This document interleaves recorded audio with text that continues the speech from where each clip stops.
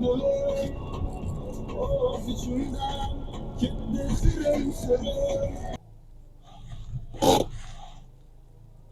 alaykum barchaga. Yana mana Gentra avtomat korobka. Akam rasxodlarni nolga bosib qo'yganlar, metanda haydaganlar.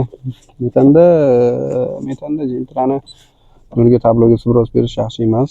Chunki tablo 16 ta, 18 ta deb o'ylaydi hamma.